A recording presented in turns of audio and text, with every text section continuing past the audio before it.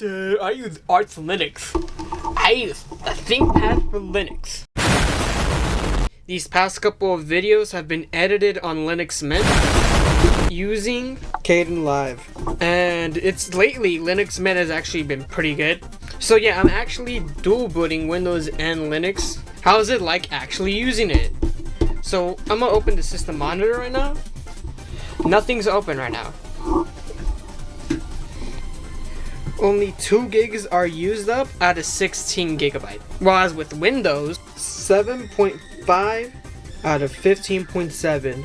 And that is with nothing open whatsoever. also Linux Mint is very, very customizable, which you can tell right here with my start menu and calendar, which low-key Kinda looks like liquid glass. which is a good thing, because Linux Mint just out of the box, once you download it, it's honestly very basic and very honestly meh.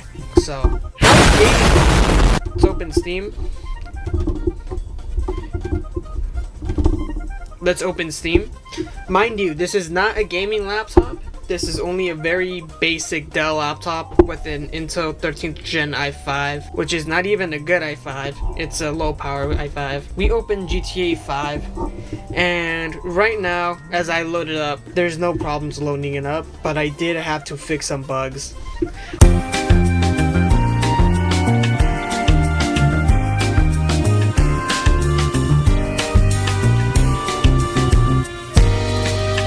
And also, lots of games are natively compatible with Linux, such as Team Fortress 2, basically all of the Source games, Gmod, and definitely not Far Cry 4. I tried playing this on here on Linux. I had issues trying to load up to the Ubisoft launcher. But yeah, basically a lot of the Source games, you're gonna be good.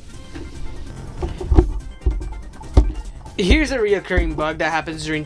Oh, there it is. Now it loads up. Let's get into story mode. Not a gaming laptop, by the way, but for Proton and performance is not that bad, actually. Let's go outside. Lovely fan. Here are its settings. All normal. Advanced graphics. 3/4 of 1600 by 900, and so far it's not that bad for motherfuck. Basic word editing such as Word documents. So basically, yeah, I got it.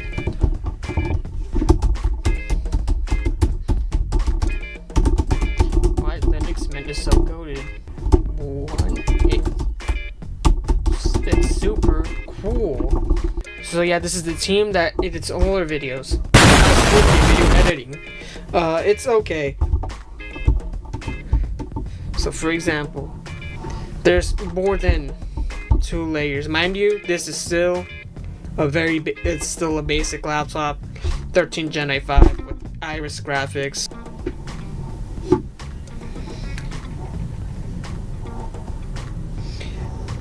It's not the best, but it can work. And there's also open source editing apps if you don't want to use Google. Time for crappy camera quality now. Here are some things I had to deal with Linux Mint. So on Windows, I used to use an app called Blip. So it's kind of like an app where you could airdrop things from an iPhone or an Android to either a Windows or a Mac, which is very simple, and it was a complete lifesaver for when I had Windows.